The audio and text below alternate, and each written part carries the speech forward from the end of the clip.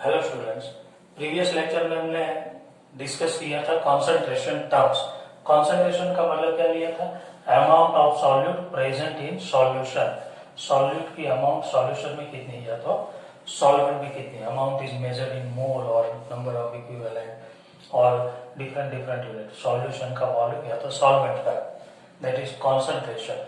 And we discussed about molarity, normality, molality. Molarity में हमने क्या किया था? Number of mole per litre. Normality में number of equivalent per litre. Molality में नंबर ऑफ मोल पर किलोग्राम ऑफ सॉल्वेंट। नॉर्मालिटी एक ऐसा यूनिट था, सॉरी मोलालिटी, कि जिसमें नीचे यहाँ पे सॉल्वेंट का वेट आता था, बाकी सब में सॉल्यूट का, सॉल्यूशन का होता था। तो आज हम कुछ नए कॉन्सेंट्रेशन की टर्मिनोलॉजी डिस्कस करने वाले हैं। Next is mole fraction. आप 11th में इसे ऑलरेडी स्टडी कर चुके हैं। मोल फ्रैक्शन का मतलब होता है mole fraction of any component. Let's say A, मान लो एक सॉल्यूशन में दो कंपोनेंट है, A plus B. A is solute and B is solvent. Then mole fraction of A, mole fraction of any component is equal to mole of that component upon total mole. Mole of component, mole of A upon total mole में कौन आएगा? तो mole of A plus mole of B, that is mole fraction. तो mole fraction of any component is equal to mole upon total mole. Mole of A upon mole of A plus B. Similarly mole fraction of B is equal to mole of B upon mole of A plus mole of B. और दूसरा आपने उस time पे ये भी लिखा था कि किसी भी सॉल्यूशन में, इन एनी मिक्सचर और any solution, the total mole fractions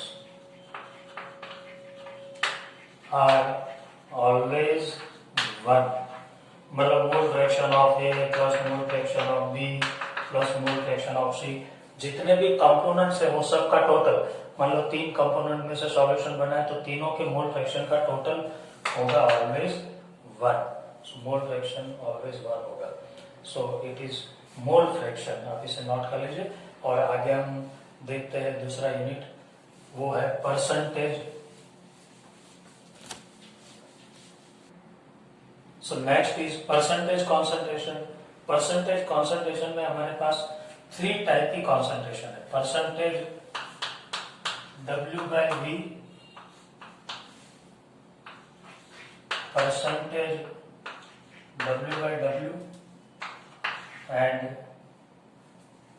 percentage volume by volume, V by V. It is also known as percentage by mass. It is also known as percentage by volume.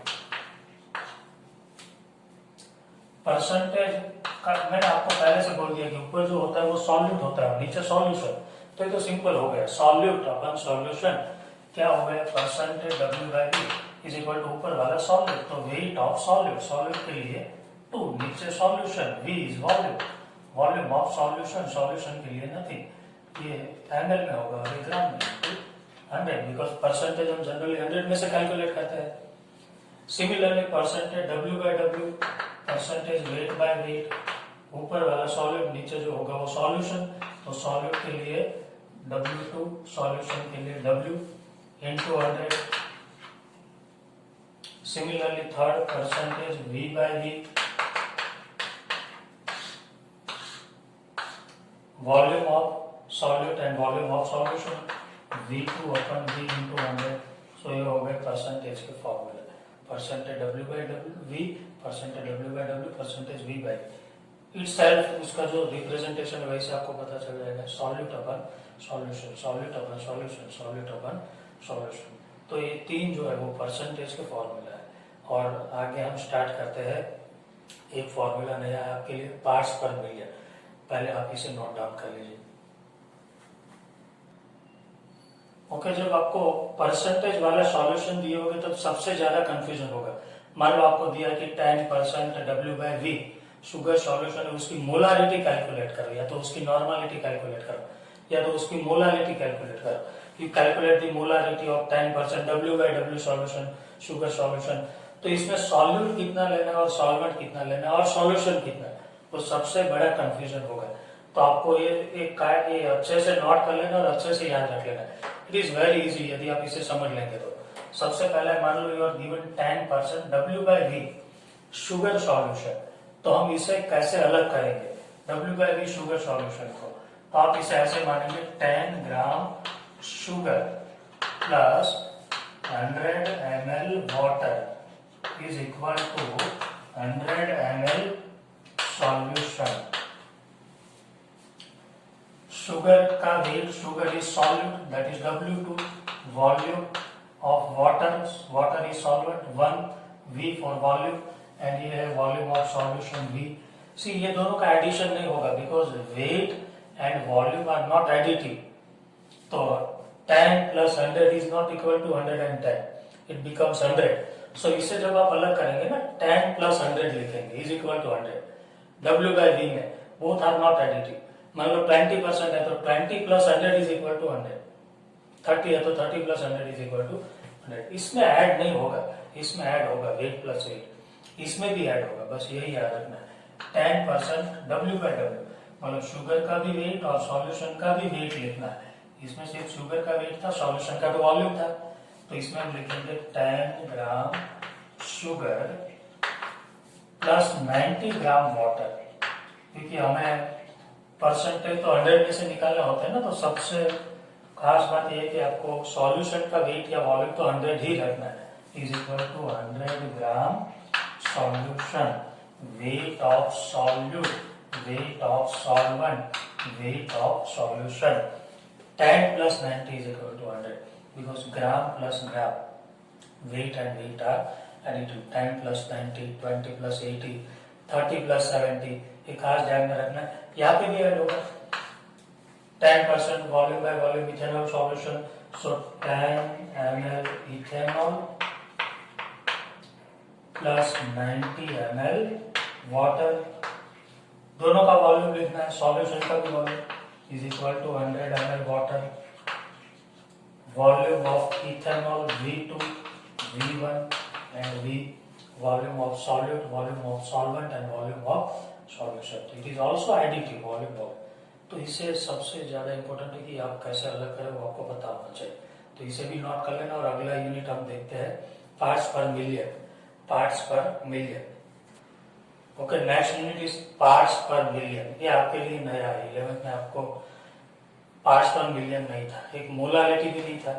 Parts per million का मतलब आप समझिए, million मतलब 10 लाख और parts per million मतलब 10 lakh parts of solvent, उसमें एक part solute का है। So solute is very very less, solute is very very less, 1 part of solute per 10 lakh part of solvent. So solute is very very less. When solute is very very less, then concentration is also very very less, because concentration is equal to solute upon solution. तो जब solute की concentration बहुत कम होगी, जब solution बहुत dilute होगा, तब ये वाला यूनिट यूज होगा। मोलारिटी और नॉर्मलिटी वहां पे काम में नहीं आएगी, बिकॉज उसकी वैल्यू बहुत कम आएगी। मान लो एयर पॉल्यूशन मेजर करना है, तो एयर में तो सॉल्वेंट पूरा एयर है, तो पूरा एयर तो बहुत ज्यादा होता है और उसमें पॉल्यूशन बहुत कम होता है, तो उसकी मोलारिटी मेजर करने जाएगा तो प्रॉब्लम हो जाएगा। तो जब पॉल्यूशन जैसा कुछ मेजर करना होता है, मतलब जो सॉल्यूट बहुत कम होता है, तब हम पार्ट्स पर मिलियन वाला यूनिट यूज करते हैं, ppm। याद रखना, आपको एमसीक्यू में पूछ लिया जाए कि ppm वाला यूनिट या तो कौन सा पॉल्यूशन मेजर करने के लिए कौन सा यूनिट यूज होता है, then parts per million. Parts per million दो टाइप के होते हैं, parts per million by mass to volume, मतलब ऊपर मास आएगा नीचे वॉल्यूम। किसका मास होगा? सॉल्यूट का। नीचे किसका वॉल्यूम होगा? सॉल्यूशन का। इसका एक सिंपल फॉर्मूला मैं आपको बता दूं, मिलीग्राम पर लीटर। आपको टेक्स्ट बुक में अलग अलग फॉर्मूला मिलेंगे, लेकिन आप इसे अलग याद रख लेना, आपका सिंपल हो जाएगा। मिलीग्राम किसके हो गए? तो सॉल्यूट के। आपको सॉल्यूट का जो वेट दिया है उसे आप मिलीग्राम में कन्वर्ट कर दीजिए। लीटर किसके होते हैं? तो सॉल्यूशन के। सॉल्यूशन ही है ना, सॉल्वेंट तो सिर्फ मोलारिटी में है, यहाँ पे तो सॉल्यूशन आने वाला है। Litre of solution that is parts per million. और second one is parts per million by mass, और parts per million by mass to mass. इसमें होगा मिलीग्राम अपन, नीचे भी मास है किलोग्राम, ऊपर किसका मास होता है सॉल्यूट का, नीचे किसका मास होता है सॉल्यूशन का। Mass of solute in kilogram, mass of solution in kilogram, that is parts per million. तो एक ये यूनिट हो गया पार्ट्स पर मिलियन।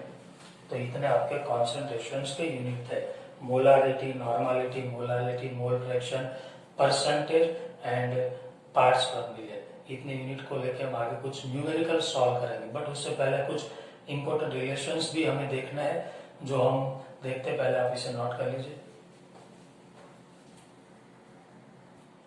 ओके, तो अब तक में हमने जितने भी कॉन्सेंट्रेशंस के यूनिट पढ़े उसमें से एक इंपॉर्टेंट एमसीक्यू कई बार पूछा जाता है जो आपको पता होना चाहिए। आपको ऐसा पूछा जाता है कि which of the following unit depends upon temperature, which of the following is independent of temperature. तो आपने जितने भी फॉर्मूलाज मैंने यहाँ पे लिखे थे उसमें आपने नोट किया होगा कि सब फॉर्मूले में नीचे वॉल्यूम था, volume of solution, volume of solvent, या तो फिर वेट ऑफ सॉल्यूशन। तो जितने भी फॉर्मूला में मोलारिटी में यहाँ पे वॉल्यूम था, नॉर्मालिटी में वॉल्यूम था, मोलारिटी में वेट था, तो जितने भी फॉर्मूला में वॉल्यूम था वो सब टेम्परेचर पे डिपेंड करेंगे, बिकॉज वॉल्यूम चेंज होगा टेम्परेचर के साथ। If you change the temperature then volume is change, so temperature change करेगी तो वॉल्यूम चेंज होगा। तो molarity, normality, percentage W by V, percentage V by V and parts per million में दो थे, उसमें से mass by volume, they all will change with temperature, because उसके सबके फॉर्मूला में नीचे वॉल्यूम है और जिसके फॉर्मूला में वॉल्यूम नहीं है वेट है। ऐसे फॉर्मूला थे ना, molarity, mole fraction, percentage W by W and parts per million, mass to mass, they all are independent of temperature, क्योंकि वो सबके फॉर्मूला में नीचे वेट था and weight doesn't depend upon temperature. तो ये आपको अच्छे से याद होना चाहिए, बिकॉज हर बार कहीं ना कहीं एमसीक्यू में, जेईई में और नीट में और बोर्ड में पूछा जाता है कि कौन टेम्परेचर पे डिपेंड करेगा, कौन नहीं करेगा। इसमें से इसमें कन्वर्जन के लिए आपको डेंसिटी की रिक्वायरमेंट होगी, क्योंकि ये सब में वॉल्यूम है, ये सब में वेट है, तो इसे इसमें कन्वर्ट करना है तो डेंसिटी की रिक्वायरमेंट होगी। इसे इंटरनली कन्वर्ट करना है तो डेंसिटी की कोई जरूरत नहीं है। Now we will go for rule of mixing, it is very very important. तीन रूल है हमारे पास, rule of mixing, rule of dilution and rule of neutralization. उसमें से पहला है रूल फॉर मिक्सिंग। कब यूज होगा, when solute and solvent are same. दो सॉल्यूशन है, मान लो एक सॉल्यूशन है 1 मोलर H2SO4, दूसरा सॉल्यूशन है 2 मोलर H2SO4, दोनों को मिक्स कर दिया, नया सॉल्यूशन बन गया। ये 1 लीटर था, ये 1 लीटर था, तो ये जो सॉल्यूशन बना वो कितना होगा 2 लीटर। इसकी मोलारिटी कितनी होगी, that is called rule for mixing. It is applicable when we add acid plus acid और बेस प्लस बेस, मींस जब सॉल्यूट और सॉल्वेंट दोनों सेम हो गए तभी ये रूल अप्लाई होगा। एक H2SO4 है और एक HCl, तब नहीं। Solute must be same and solvent must be same. तो ये दोनों को मिक्स करने से जो सॉल्यूशन बनता है उसकी मोलारिटी क्या होगी, that is called rule for mixing. तो उसका फॉर्मूला है molarity of first solution into volume of first solution plus molarity of second solution into volume of second solution is equal to molarity of resulting solution, final solution, into volume of resulting solution. ये volume of resulting solution कितना होगा बताएं, volume of resulting solution is equal to V1 plus V2। ये Vx है ना, Vx, it is V1 plus V2। Similarly आप normality भी लिख सकते हैं, N1 V1 plus N2 V2 is equal to NX Vx is rule for mixing. मतलब जब आप सॉल्यूट और सॉल्वेंट सेम हो गए तब ऐसे 2 या 3 सॉल्यूशन या 4 को मिक्स करेंगे, M1 V1 plus N2 V2 plus N3 V3। इसकी प्रैक्टिस जितने भी फॉर्मूला आज तक हमने देखे वो सबकी प्रैक्टिस हम नेक्स्ट लेक्चर में करने वाले हैं। तो काइंडली आप अभी इसके फॉर्मूला ही नोट करते जाइए, आपको प्रैक्टिस हम नेक्स्ट लेक्चर में करेंगे। Next is rule for dilution. Dilution का मतलब वाटर ऐड करना। जब वाटर ऐड करने की बात आएगी या तो फिर कॉन्सेंट्रेशन डिक्रीज करने की बात आएगी तब हम रूल फॉर डाइल्यूशन अप्लाई करेंगे। मान लो आपको ऐसा बोला है कि 2 मोलर 1 लीटर H2SO4 था, उसे उसमें हमने 2 लीटर वाटर ऐड कर दिया, तो जो सॉल्यूशन बन गया उसकी मोलारिटी कितनी होगी, मतलब इसमें वाटर ऐड किया तो मोलारिटी डिक्रीज होगी, तो उसका फॉर्मूला क्या होगा, N1V1 equal to N2V2। Molarity पहले कितनी थी, वॉल्यूम पहले कितना था, after addition of water, water add करने के बाद में वॉल्यूम कितना हुआ 3 लीटर, दैट इज V2, तो मोलारिटी कितनी हो गई, दैट इज M2। या तो फिर आप ऐसे भी लिख सकते हैं N1V1 equal to N2V2। Normality before addition of water, volume before addition of water, normality after addition of water, and volume after addition of water. And last one is a rule for neutralization, that is titration or neutralization. एक और use होगा acid और base को आप जब mix करेंगे, तब आपने 11th में काम किया था, एसिड प्लस बेस। इसमें ध्यान में रखना है कि ऑलवेज नॉर्मलिटी ही चलेगी, मोलारिटी नहीं चलेगी, क्योंकि न्यूट्रलाइजेशन नॉर्मलिटी की टर्म में होता है। बाहर यहाँ पे एक एसिड होता है और मान लो 1 नॉर्मल HCl है और 2 लीटर है, ऊपर से आप NaOH ऐड कर रहे हैं, तो ये दोनों के बीच में जो न्यूट्रलाइजेशन होगा एसिड प्लस बेस के बीच में, तब ये फॉर्मूला होगा NaVa is equal to NbVb। Normality of acid, volume of acid, normality of base, volume of base for strong acid and strong base। जब न्यूट्रलाइजेशन होगा तब ये फॉर्मूला हम अप्लाई करेंगे। तो 3 rule, rule of mixing, rule of dilution and rule of addition, neutralisation. इस formula को आप नोट कर लीजिए और इसकी बेस पे हम जो क्वेश्चन है उसकी नेक्स्ट लेक्चर में प्रैक्टिस करेंगे। Thank you.